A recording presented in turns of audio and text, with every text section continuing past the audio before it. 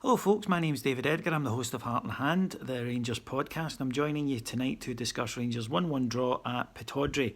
An interesting game, a lot to talk about, a lot to unpack. Rangers start very, very well. First 10 minutes, play some nice football. You can always tell with Rangers, it's when they start taking the extra touch that their confidence is gone and they're not going to try things, make things happen. They want the extra touch all the time. They take the safe option, become easy to play against. We weren't like that in the opening 10 minutes, and I think that's born of the confidence that they have again for playing against Aberdeen due to Aberdeen's rather poor record against us. However, another honest mistake from a referee when he gives a scandalous penalty after Alfredo Morelos clearly wins the ball. Kenny McLean dives and is actually claiming it as he goes down, and the ref falls for it and gives a penalty. Aberdeen score. It was a terrible decision, and if these things do even themselves up over the season, I look forward to the 15 penalties we're getting on Sunday. But what happened next, although the players were angry, we were all angry, you can't really blame too much on the referee, although he did lose control of the match. But Rangers didn't respond in angry, positive fashion. They responded in angry, petulant fashion. And with a ref who's looking to book a lot of players, making stupid fouls in front of him is just doing what he wants you to do, lads. It doesn't help. And Aberdeen were much better than us in that half. They don't play good football. They don't really play football full stop. It's mainly just knock it long to a big guy and get runners. It's not subtle, but it seems to work for them against anybody other than the Old Firm. And that's what they were doing. And they didn't make any really great chances, but they made a couple. And had it gone 2-0 before half time, I don't see us coming back. I really don't.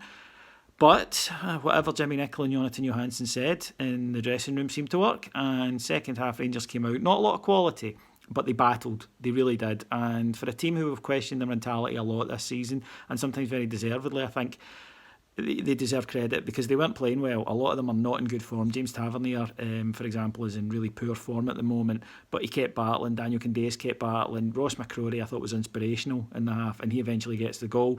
After good work from the much maligned Alfredo Morelos, who had missed another good chance, and I do understand that people will find that frustrating, but he worked his balls off. He was up there on his own. And he basically just creates a chance by battering through their defence. Hits it, it's blocked, it spins up into the air, and Ross McCrory just wants it more, thunders in, heads it into the bottom corner, and Rangers are one each. And then should have went on and won it, but again, lack of quality in the last third. We were fighting and making sure we were getting into the position to make the chances, but again, our final ball was poor. Jamie Murphy had a very poor game, for example. I don't think Jamie Murphy works if he doesn't have a fullback that's overlapping that he can play with. And Andy Halliday, understandably, because he's not a left back and he knows he's filling in, he's reluctant to do that. He wants to just sit back and say, no, I'll just guard my area if that's okay. But in the second half, Jason Cummings came on, he went left and Jamie Murphy went in at the centre, and it worked a lot better. And it's maybe an option because on Sunday we're going to be without Alfredo Morelos and we're going to be without Ross McCrory due to suspension. These are huge, huge blows. Jordan Rossiter was on the bench and there was talk on Sky Sports that he may get on for the last couple of minutes. That didn't happen, but he might be an option for Sunday. It's going to be a tough match. Hibs, of course, we know are very strong in their midfield, and that'll be an area Rangers have to compete in, and we'll miss Ross McCrory. If I was Steven Gerrard watching that, though, I'd be looking at him and saying, yeah, he's got the attitude and he does have the skill. He's not 100% match fit yet, and you can see that in some of his touches, but he still manages to dominate a midfield against much more experienced players and ahead of much more experienced players in the Rangers side. In that first half, I was disappointed with some of them losing their heads. Graham Dorrans went off injured, and to be honest, if he hadn't, I think he would have been going off for a red card because he lost his head. Even with Jason Holt lost his head, and that's not something you see often. We keep talking about it, and look, I'm not going to stand here and say, oh, it's a conspiracy, although I do think Rangers get refereed differently, but I will say that the standard of refereeing is appalling, and you just need to look on social media for fans of other teams. It's not unique to us. I think, unfortunately, officials in Scotland use if all the fans don't like us, that's just because they're biased to their team and it proves we're doing a good job. No, it doesn't when you get things wrong like that. And this is a game where the media need to step up a little bit. After the match, Kenny McLean's being interviewed.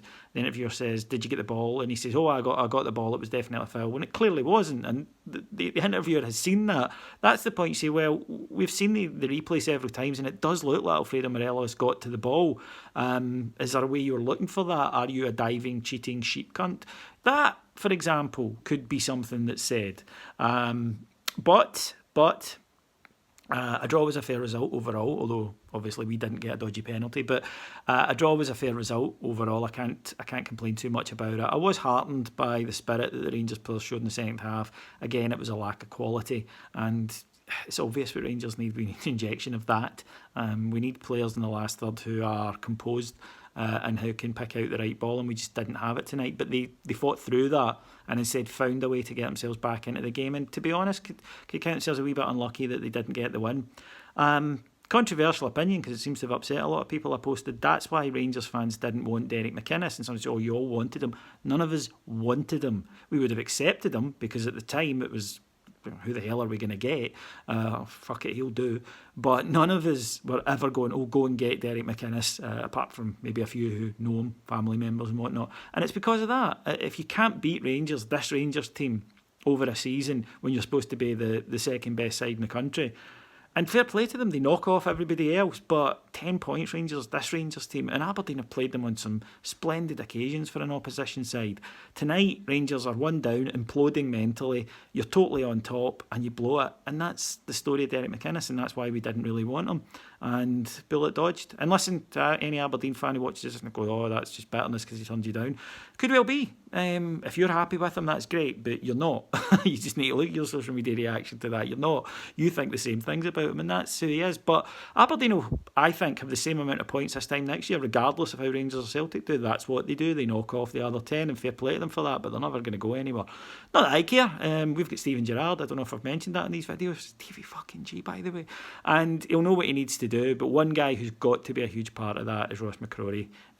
He has grown into a very, very fine football player, and I think somebody that I use the phrase future captain a lot, but future captain, I'm going to pin it on him, I'm sorry.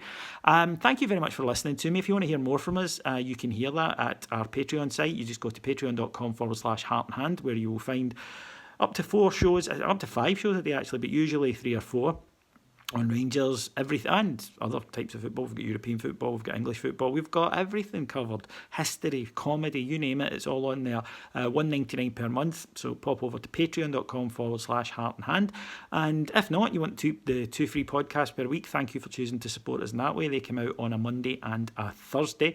And I'll be back with you here after we hopefully go to Easter Road. It's going to be a very tough game, but hopefully get the result that'll take us second. Till then, take care. We are the people. See you later. Bye.